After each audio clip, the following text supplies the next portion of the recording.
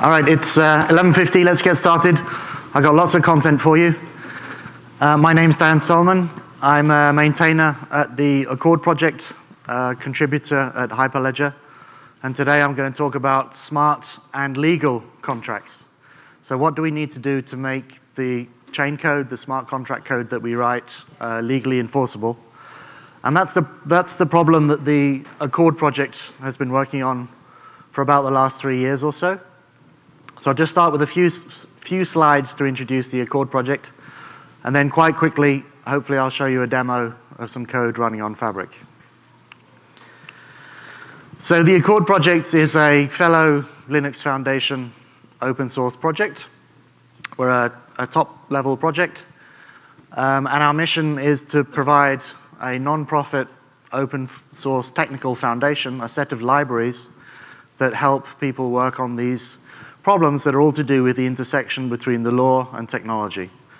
So in a nutshell, essentially what we help people do is to take legal contracts and to digitize them in some way, shape, or form. And I'll show you what that means in a moment. And we're very technology agnostic. We talk to, obviously, all the projects within Hyperledger, but we also engaged with R3, the Enterprise Ethereum Alliance, you name it. The reality is that contracts are getting digitized, and they will need to execute on a variety of platforms, both blockchain and non-blockchain. So, as I said, we've been going for over 2 years now. We've built a lot of technology. Some of it is about runtime, how do we execute the logic of a contract? But a lot of it is actually around the user experience. So providing a set of web components to edit a digitized contract. And we've also done a lot of work on markup. So recently we built a whole markdown-based stack for representing the text of a contract and introducing formatting and variables and that kind of thing. But some of the code names that I'll probably inadvertently start using are things like Cicero. So Cicero is our project for defining a template, and I'll go into more details on that. What is a component of a smart legal contract, if you like. And then Ergo, which is the programming language, the domain-specific language that we've developed to capture the logic of a contract. And Ergo can be compiled today to Java or JavaScript, and we're starting to work on a WebAssembly backend for Ergo as well. And then some, more developer-centric things, a lot of command line interfaces and Visual Studio Code integration, that kind of thing. So it's a very big project with kind of a broad range of stakeholders, from legal on one extreme to developers and everything in between. It's a very vibrant community that we're very proud of. I ran the stats this morning, 186 contributors on GitHub, and over 9,000 users on the Accord project Slack. So a lot of engagement. A lot of people are starting to wrestle with this issue. Contract digitization is, if you like, kind of the last mile. We've done, over the last 30 years or so, a lot of work on digitizing business process, business rules, but comparatively little work has gone on in the last mile, which is actually the text on the page, and what does the text on the page mean? And that's a pretty big challenge that we've bitten off within the Accord project. And we're really grateful for all the people that are helping us in this mission. So first of all, what, from our point of view, is a smart legal contract? So a smart legal contract involves sort of two sides to a coin. There's the human side and the legal side, which is about text. So, if you have a dispute and you have to go to court, they're going to want to see the text of your contract. That's really all the existing legal system is capable of dealing with. So there has to be a textual component to a smart legal contract.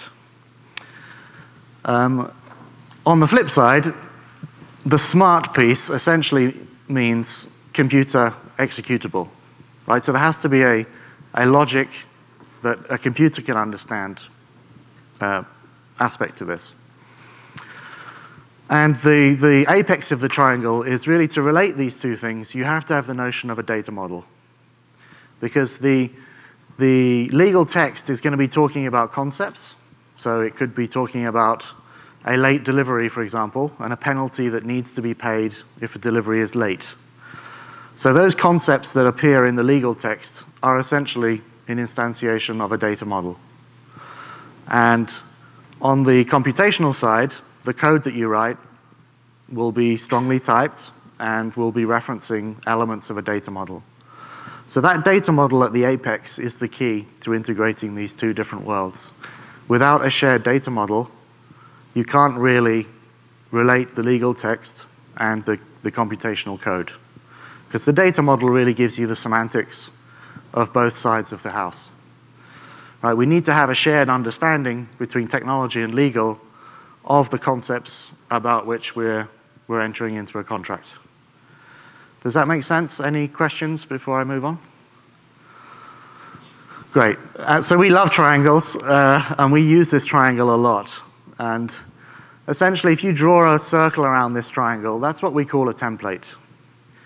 So you've taken some input from legal, you've taken some input from technology, you've done some modeling work, you've packaged it all up into a reusable artifact, and that's what we call a template. And I'll show you some examples. But, you know, Rome wasn't built in a day, and the reality is of, you know, most procurement departments or legal departments is it's completely dominated by Microsoft Word.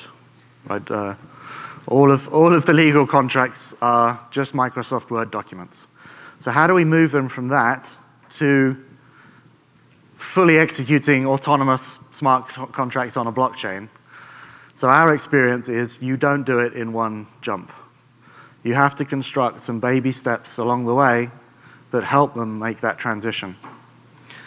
And the way we explain this transition is, well, you're starting essentially with word processing or contract lifecycle management. And the first thing that you need to do is take that existing text that you have that has been battle tested in court and that you've paid a lot of money for to your lawyer, and you're going to introduce some variables into that text.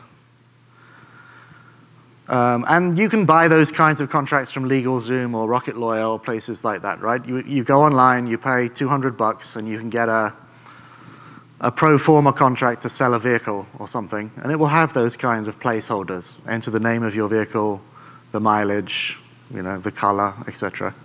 So that's kind of the first step. The second step is computers need types. So in a traditional pro forma contract, all those variables are just in a Word document in angle brackets. They're all strings. So now we have to kind of convince you that the second step is not everything can be a string. If everything is a string, we're pretty limited in the types of computation that we can do. So you need to tell us, well, the model year, for example, is a number, whereas the manufacturer name is an enumeration, and there's a list of manufacturers. So essentially, you're providing a data model for those variables. The third step is, well, now we have a data model, we can actually write some code. So we can put some logic behind that legal clause to perform some actions, automated actions on your behalf. And that's where Ergo comes in. And then the fourth step is you decide, well, where do I want this logic to execute? And what's my trust relationship between my contracting party? You know, if I'm the gorilla in this business relationship, I might choose to just run all of the logic for the contract on my server, and if you don't like the output, sue me. You know, that's essentially where we are with most contracts.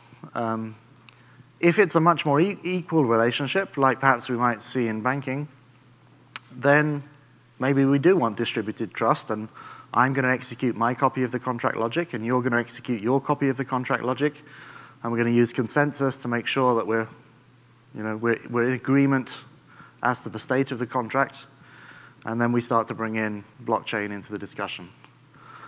But our experience has been you can't jump from step 1 to step 4 very effectively. You need to walk people through these intermediate steps of actually digitizing the contract, and then having the discussion about, well, where do you want the contract logic to run? But I'm going to violate that, and I'm in a blockchain conference. I'm going to show you step 4, essentially. How do we take an Accord project template and run it on a distributed ledger with all the logic running on-chain using Fabric? Any questions? Make sense? It's pretty straightforward, really, right? Text, code, how do we glue the two things together? We can't pretend that code is law. We don't have the magic to produce logic from natural language. So we're in this world where we need to map from one to the other. So let's just walk through that with a very simple clause that you might find in a lot of supply agreements. So late delivery and penalty. It basically says, you need to deliver me some goods by a certain date. If you don't, you need to pay me some penalties. It's a very, very common clause. So in this case, I've highlighted what I believe the variables to be in red. So we've got the names of the parties. We want to flex those. We want to be able to vary those. We've got the penalty amount, which in this case is a percentage amount of the total value of the goods, which is fairly common. And then we've got a calculation about, well, how are we going to calculate the penalty amount based on how late the delivery is? So in this case, it's for every 2 days of delay, we're going to increment the penalty up to a cap of 55% of the total value of the goods. And if you still haven't delivered it after 15 days, well, then I can cancel the contract and walk away without any, commitment to you. So this is clearly a sort of a new role, right? You need someone with legal expertise to understand where are the points of flex that we want to introduce in this clause. And then someone with a bit of technical skill to at least say, well, 10.5, that looks like a number. Buyer and seller, they look like party names. 15 days sounds like a duration, a temporal duration. So you can sort of see the data model trickling out of this exercise. So when we build the template for that clause, it looks something like this. Well, it does look like that. That's the format for that lower left corner of the triangle, the text side of the triangle. And then there's a data model that is referenced. So maximum delay is defined as a duration. So duration is one of the pseudo built-in types in the Accord project type system, which is a sort of distributed internet scale type system in that anyone can define types. They can be referenced via URLs. There's no central type repository or anything like that, which is very powerful. The cap percentage is a floating point number, so it's a double in this concerto modeling representation. And the buyer and the seller are both Accord parties. So these are special entities that we know are, they represent businesses or human beings that are entering into this contract. So there's quite a lot of metadata there that will be used downstream. So an Accord party is a participant, that's at P. It's identified by a party ID, and you can see an instance there. So party ID, Steve Seller, using a sort of JSON serialization. Once we've done that, we write the logic for that clause. And we write this in Ergo, which is a strongly typed functional programming language that we can formally verify and that we compile to different backends. So at the top, we import the models that we want to use. And then This logic is calculating that when did the delivery occur, what are the terms of the contract, how do we calculate the penalty based on the terms of the contract, and when the delivery occurred. It's kind of joining between the message from the outside world, which we call the request, and the contract data to produce, in this case, at the bottom, a payment obligation. So the logic of the contract, it can return a response to the caller, kind of a synchronous response, but it can also emit events, and we call them obligations. So in this case, the logic will calculate the amount of a payment obligation between those two parties, based on when the delivery occurred. And you can imagine that that payment obligation will then be picked up by the hosting infrastructure, whatever that might be, and it could turn into an email that gets sent to Bob in accounting, or it could be a token exchange, or it could go over a traditional payment rail. That is not our domain of concern. Our domain of concern in AP is how do we formalize and capture that logic. It's then up to the hosting platforms to bind those obligations to whatever systems people would like to use. Right. And then this is what one of those obligations looks like. Everything is represented in JSON. You can see that there's a little snippet of JSON here. We know that the obligation is related to a specific type of contract with a contract ID. We know who the buyer and the seller are in this obligation. And further down, we've got actually the amount of the obligation, 110 US dollars, any deadline for the obligation, et cetera, et cetera.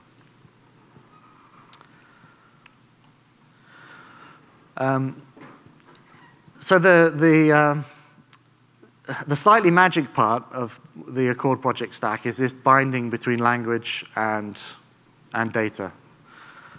So at the top, above the dotted line, you can see a contract template and contract parameters. And essentially what we do is we generate a parser from that. So you can throw it any natural language that conforms to the structure of that template, and we can pull out the data from that natural language and then use it at runtime. And at runtime, the programming model is you send a request in, the logic runs, the logic can return a response and/or emit an event. So it's a pure function, a deterministic pure function, from a computer science point of view. And that's obviously a good property to have if you want to integrate it with blockchain, because we can pick up that core piece of logic and embed it in your DLT. So let's skip the slides and show you a little demo. Before that, just a tiny bit of context. I've got a Fabric 1.4 peer running locally on my laptop. You're going to see a client application to that peer send a smart legal contract into to the peer. The peer will initialize the contract, which in this case means downloading the templates, the logic, validating them, parsing them, and then we'll be able to trigger the logic on that peer. And the world state will be updated by both initialize and by trigger. So when we initialize the contract, we'll store the contract text on chain and the contract data. And when we trigger, we can actually potentially transition the state of the contract through various states, because these contracts are typically stateful, right? The ledger will contain the latest, the world state will contain the latest state of the contract as well as the contract text. And I hope I'll make that clear as we go through. So first of all, let's take a quick look at the template itself. So this is a Core Project Studio. It's a tool we often use for demos. It allows you to play around with the text, the model, and the logic for a template. and even sort of simulate execution within a web environment. Let me refresh the page because it's probably timed out. So let's load that late delivery and penalty template. The network is pretty slow, I'm afraid. So let's first of all look at the different corners of the triangle. So the first corner is the text corner. We can see a sample of this clause. And we can see the contract data that's been extracted from that text. So if I change Dan to Acme, you can see that the party ID is now Acme. If I change Acme down here to Hyperledger, you can see that the contract text is updated. So the core project technology is binding that legal text to that JSON data structure in both directions. And that's quite important because it's that JSON data structure that your code cares about, whereas it's the text, obviously, that the human beings and the dispute resolution body cares about. And that's done via this notion of a template.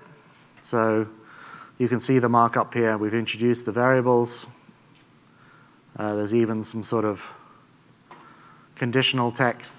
If we're in the force majeure state, then we're going to include this snippet of text. And these names here, seller, cap percentage, fractional part, are referenced from the data model for that contract.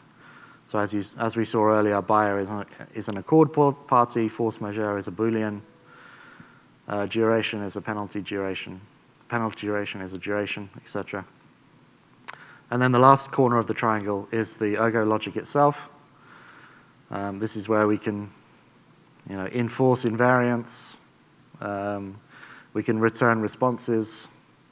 We can do some fairly complex temporal calculation. Time is often really important in these contracts. So you have a pretty rich library of time and date functions that you can use. And then we can emit these obligations. So let's simulate that a little bit. So we'll initialize the state of the contract. This screen is a little small. Let me rearrange this a bit. And then we're going to submit a request to the logic. So we're not in the force majeure state. We haven't declared force majeure. We haven't delivered the goods, and the value of the goods is $200, and the current date is, sorry, the agreed delivery date was December 2017, so we're extremely late.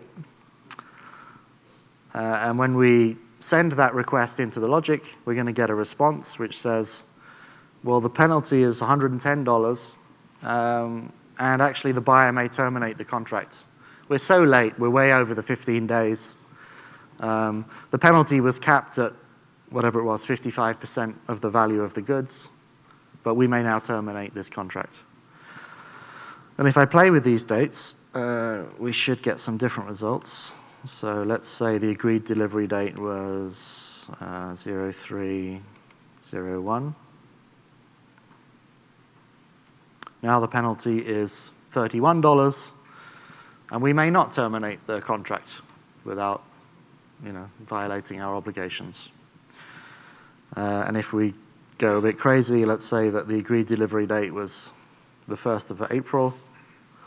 Well, we get an error saying, well, that's in the future. Something's gone wrong here. So, we're pretty happy at this point. We've got the legal text, we've written the logic, we've simulated a little bit.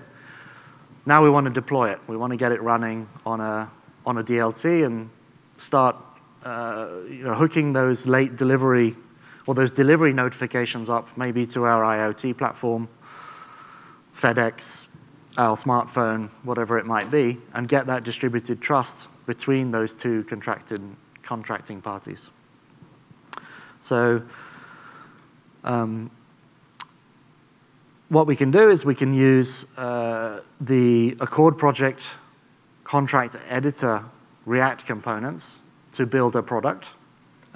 Accord doesn't do that. We're not just like Hyperledger, we're not a product company. We're a project, centric organization. But my day job is as a CTO for Clause, and within Clause, we pick up the open source components and we wrap them in a SaaS platform that gives people this online experience of editing these contracts. So this is what the Cicero UI component looks like embedded within Clause. So you can see the text of the smart clause on the web. So we're no longer editing Markdown. We're kind of doing it in a WYSIWYG mode, but the underlying representation is exactly the same. And we can kind of toggle these conditional clauses. And we can, edit if I refresh the page, I think. Oh, no, there we go. So we could say this is Acme, and this is Hyperledger.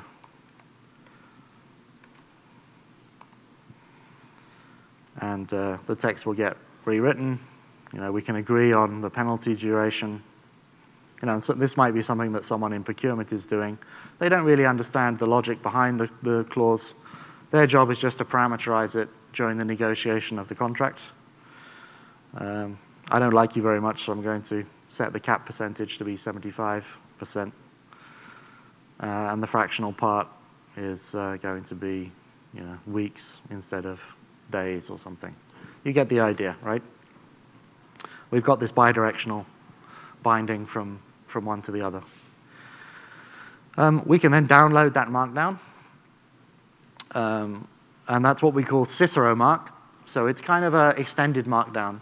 The basic sort of WYSIWYG formatting is captured using standard Markdown, but the clauses themselves are sort of embedded in an extended Markdown format within that document. And I'll show you what that looks like in VS Code.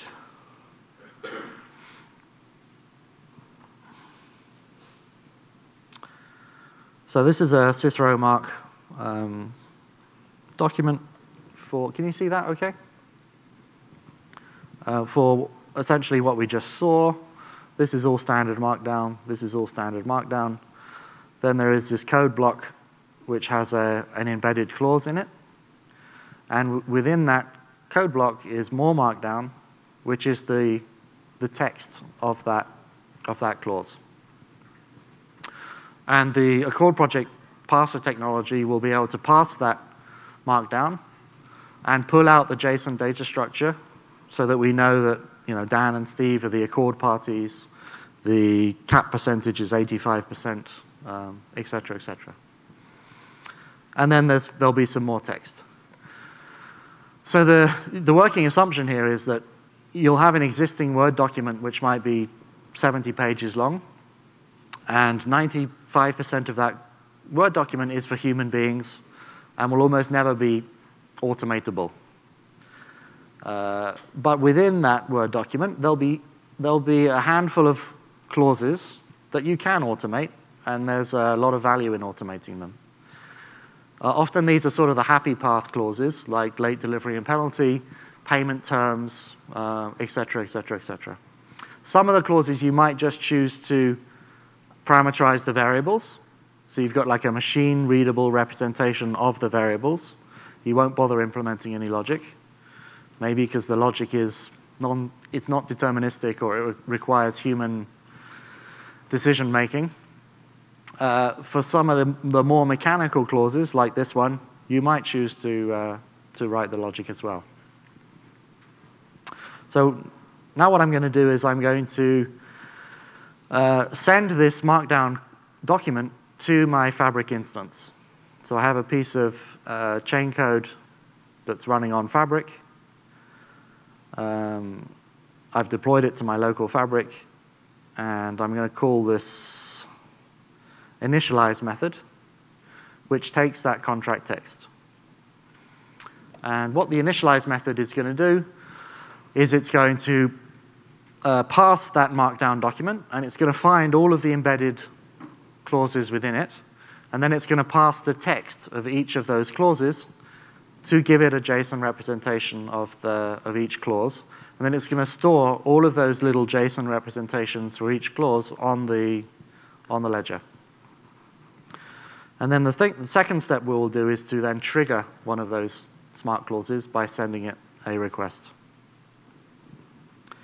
So this is super hard to demo blockchain stuff, right? Because inevitably you see a command line, you run a command, and then you're like, okay, what just happened? But that's where we are.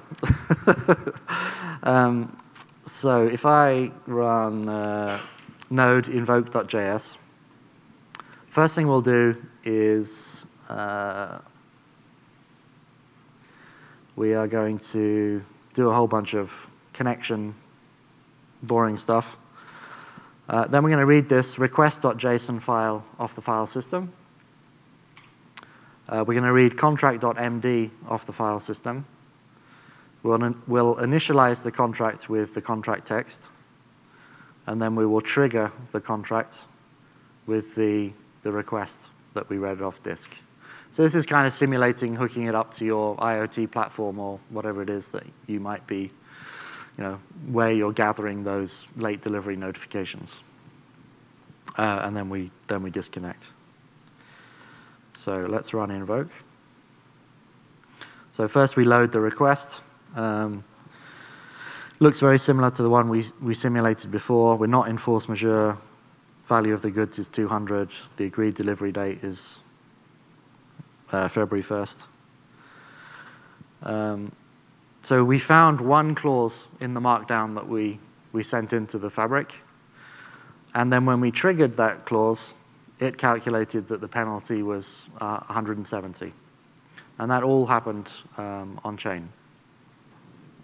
So let's just to prove that it wasn't completely fake. Let's try increasing the value of the goods and see what happens. This is usually where the demos blow up, right? When you try to go off script. So yeah, the penalty has doubled. So that's good. That's reassuring. So now let's mess with the contract a little bit. So this is the Cicero Marc that we're sending up to the ledger. So let's change. So instead of for every 2 days of delay, let's make it every 1 day of delay. And re-invoke.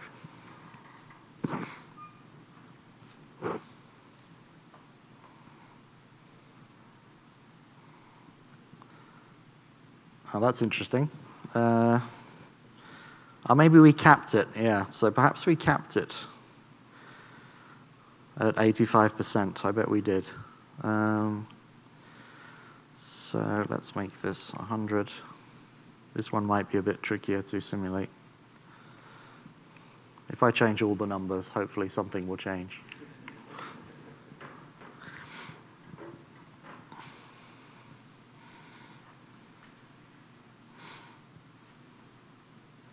So we're now up to 400. So that was the total value of the goods. So we capped it at 100%. Just for fun, let me break the structure of the template.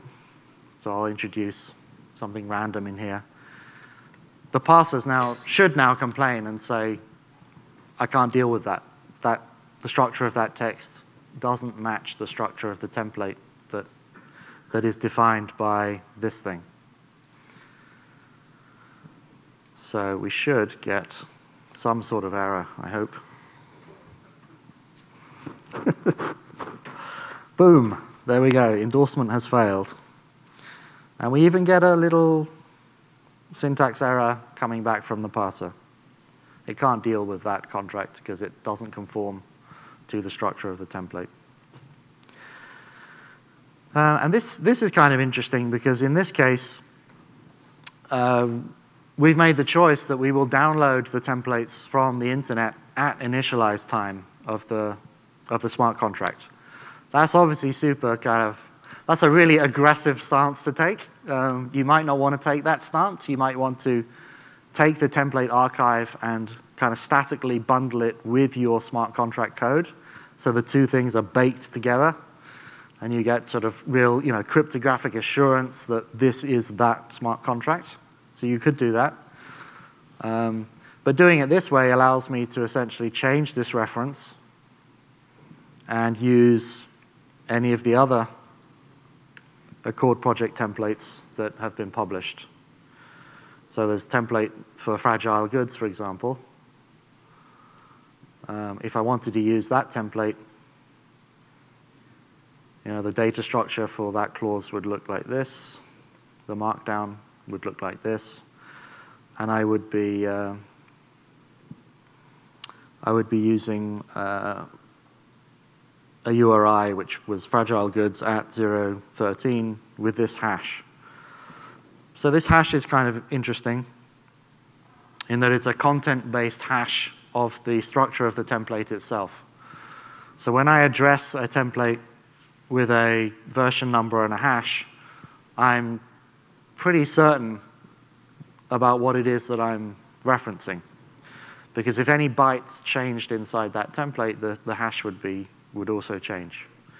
So that's kind of a nice property as well, because it's important that when I enter into this contract with you, that we really have agreed on what the automated logic is for the contract that's going to execute on our behalfs. How am I doing for time? I think we've got about 10 minutes, is that right?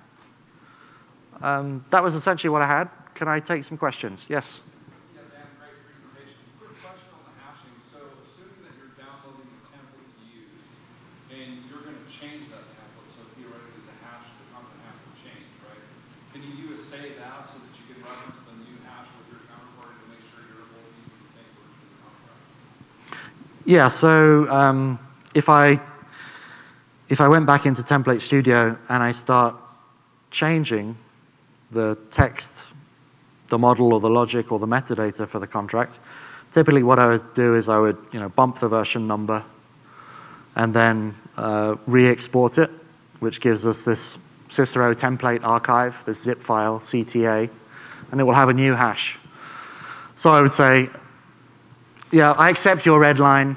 I've made the changes to the legal text. Let's move forward with version 0.15.2 of that template. And that's what we would both be referencing. Yep. Two questions. One is, once the contract's deployed, it's immediately on the blockchain, and then what if the clients want to amend the contract, the penalty provision, penalty period? You have to effectively kill the underlying one because it's going to be replaced, because otherwise it's going to keep performing. The second question is, unlike you talked about force majeure, but I assume at some level, when you're talking about reasonable behavior or what things might constitute force majeure, so is that an enumeration that they, to the extent you can, you put that in there? Because right now I've got clients in my firm or dealing with clients where force majeure in the form of coronavirus is coming into play here, and it's delaying things out in China, so those provisions are not coming into effect, and they're trying to figure out, are they really obligated under the contract? So the first question was around upgrade, kind of contract amendments. Yeah, so if you and I have entered into I'm not a lawyer, by the way, so please take this with a grain of salt, but if you and I enter into a contract and we want to amend the terms, that's a written process where we would negotiate and we would agree on an amendment to the contract, which in this world essentially means probably potentially changing the text or the logic of some of these clauses, which would give us a new version of the template. And at that point, we need to upgrade the smart contract code that's running on Fabric. So, within the Fabric tooling here, you can see I have a whole, because it took me a little while to get this right, this demo. So I have a whole bunch of versions of that smart contract that I've installed on my peer. Right now I have version 0.4.4 instantiated, but I can upgrade it. So if I build a new version of the smart contract, perhaps as a result of negotiation for an amendment, then I could do a sort of a hot upgrade of the smart contract code that's running.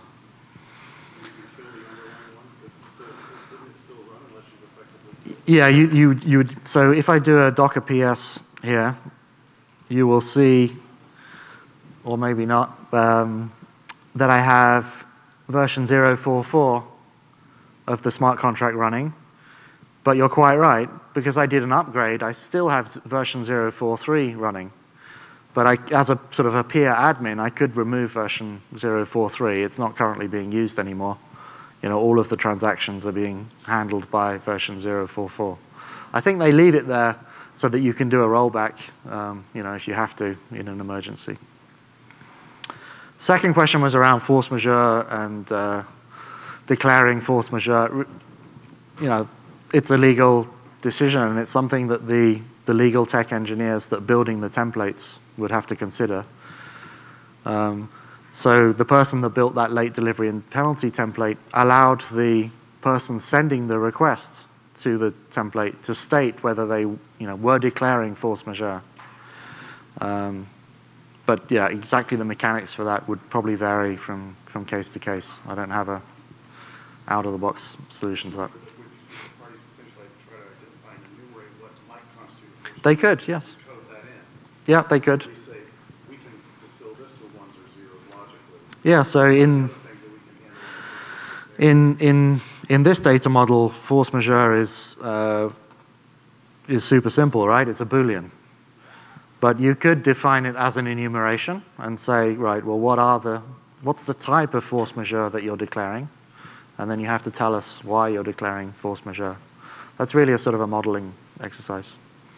Any more questions? Is there a specific or set of transactions that you're really focusing on automating, like right, like sale of goods, like that's sort of easy variables like Boolean operators.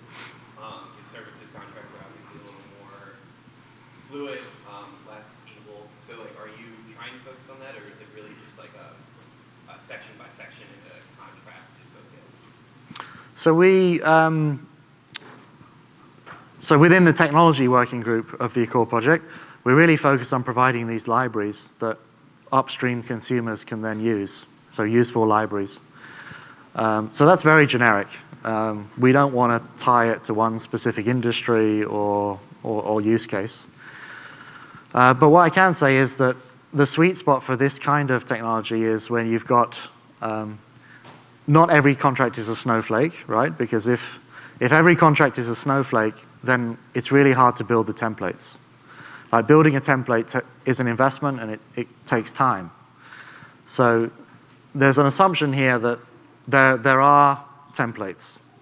And it's sort of a dirty little secret, I think, in the legal industry, that when you go to your law firm and you say, give me a contract to sell cane sugar in Europe or something, you know, they sell it to you as a bespoke contract, but they do actually assemble it usually from templates, right? They have a library of reusable text that they use. So in many cases, you know, there are templates. But there's also an assumption that there's sort of a lot of these, right? Because if you only sign one of these every year, probably the operational overhead of managing it is very small. Whereas if you sign one of these 10 times a day, then the operational overhead can be very large. So our sweet spot is really, they're not snowflakes, but they're not all exactly the same. And there's a significant volume of them. So that tends to occur in like supply chain procurement in particular. Cyrus. In Cicero Marc, what kind of logic can you embed in the document itself? Can you embed full ergo models in there?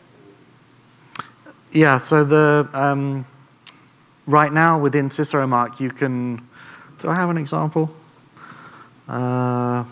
Interest payment, I think. So this is an interesting template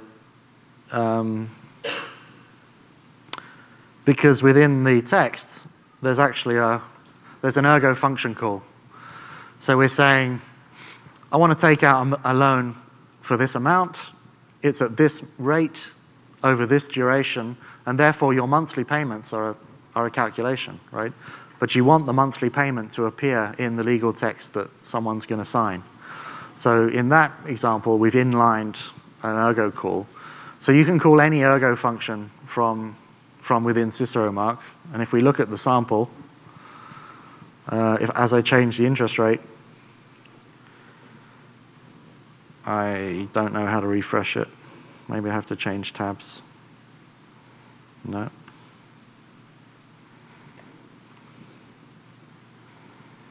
Thank you, Silas. This is what happens when you go off script. But it does refresh. It's probably a web thing. And then for the reverse mapping, I guess you've got a function call. I see it's very different there. Obviously, anything that. That's right. Yeah, you can. Where's the contract data? Yeah. So you can actually put anything you like here. I think it's just ignored by the parser because it's a calculated field.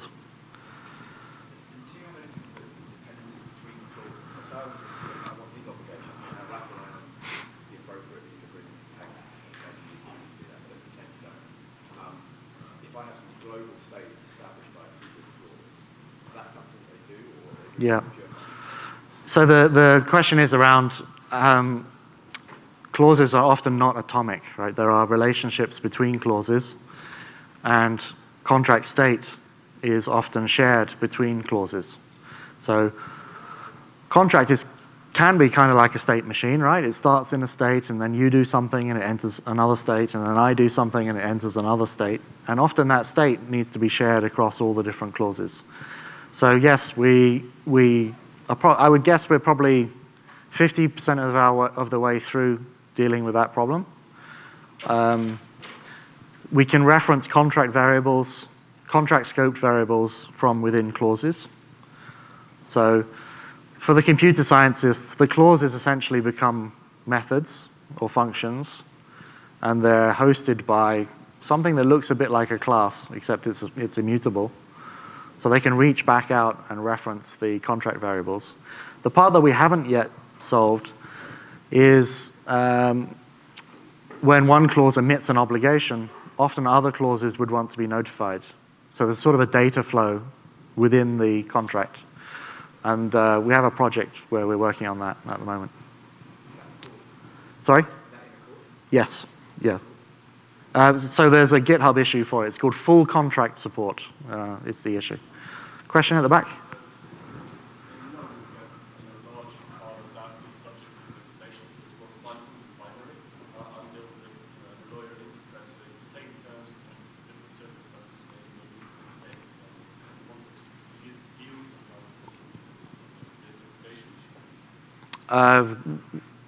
We really don't, right? This is a deterministic binary system, so you need to do the analysis to figure out, can we agree on a deterministic binary representation of what this clause means?